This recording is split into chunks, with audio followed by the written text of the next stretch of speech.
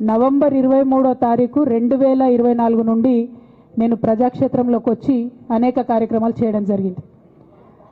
మరి నేను చేసినటువంటి పనులలో మొట్టమొదటిది ఒక బిడ్డ హాస్టల్లో చనిపోతే ఆమెను విజిట్ చేసి, అట్లానే గురుకులాల్లో జరుగుతున్నటువంటి అన్యాయాల మీద మొట్టమొదటి కార్యక్రమం తీసుకొని నేను మాట్లాడినా. ఆ తర్వాత బీసీలకు జరుగుతున్నటువంటి అన్యాయం, కాంగ్రెస్ పార్టీ మేనిఫెస్టోలో ఇచ్చినటువంటి 42% హామీ కోసము పెద్ద ఎత్తున నేను పనిచేయడం జరిగింది. అట్లానే మహిళలకు 2500 ఇవ్వాలని చెప్పి పోస్ట్ కార్డు ఉద్యమాన్ని నేను చేపట్టడం జరిగింది. పెద్దవాళ్లకు పెన్షన్లు పెంచాలని నేను ఉద్యమాలు చేయడం జరిగింది. తెలంగాణ తల్లి స్వరూపాన్ని మారిస్తే అట్లెట్లా మారుస్తారని రౌండ్ టేబుల్ సమావేశం పెట్టినాం. బనకచర్లు అక్కడ కడుతున్నారంటే దాని మీద రౌండ్ టేబుల్ సమావేశం పెట్టినాం. ఓవరాల్గా తెలంగాణ ప్రాజెక్టులు, అందుబాటులో ఉన్నటువంటి నీళ్లు, వీటన్నిటి మీద కూడా రౌండ్ టేబుల్ పెట్టినాం.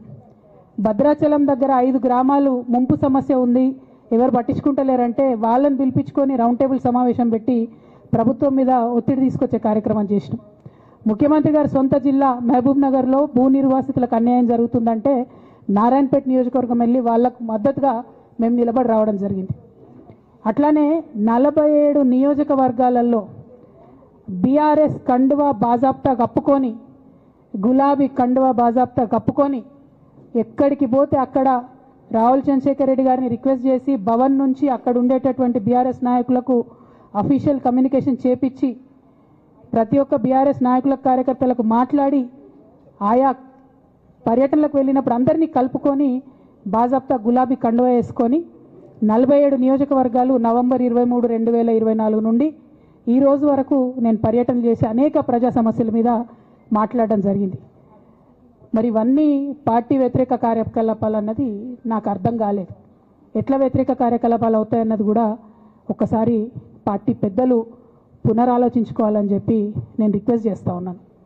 అదేవిధంగా మరి బీసీల కోసం నేను పోరాటం చేస్తుంటే అట్లెట్లా మాట్లాడుతుంది, ఇట్లెట్లా మాట్లాడుతుంది, పార్టీకి వ్యతిరేకంగా మాట్లాడుతుంది. అరే, నేను కాంగ్రెస్ పెద్దల మీద ఒత్తిడి తీసుకొస్తుంటే బీసీలకు 42% అమలు చేయాలంటే ఏది పడితే అది చిల్వల్ పల్వల్గా నా మీద రాపించడం, ప్రచారం చేయడం, చాలా దారుణమైనటువంటి పనులు పార్టీలో ఉన్నటువంటి కొందరు పని కట్టుకొని, కత్తి కట్టుకొని నా మీద చేయడం జరిగింది. అట్లానే నేను ఒక మాట ఏమన్నా, సామాజిక తెలంగాణ సాధన కోసం నేను కట్టుబడి ఉన్నా అన్న. దానిలో తప్పేముంది? అసలు నాకు జన్మనిచ్చినటువంటి నా తండ్రి, ఈ ప్రాణాన్ని భిక్షగా ఇచ్చినటువంటి నా తండ్రి, ఆయన చిటికెన వేలు పట్టుకొని నేను ఓనమాలు నేర్చుకున్న ఉద్యమాలు ఎట్లా చేయాలని, ఆయన చిటికెల వేలు పట్టుకొని ప్రజలంటే ఏంది, ప్రజా సమస్యలు అంటే ఏంది, ఎందుకోసం దాని మీద గలమెత్తాలని చెప్పి నేను నేర్చుకున్నా. ఆ నాయకుడి స్ఫూర్తిగానే నేను సామాజిక తెలంగాణ మాట్లాడినా.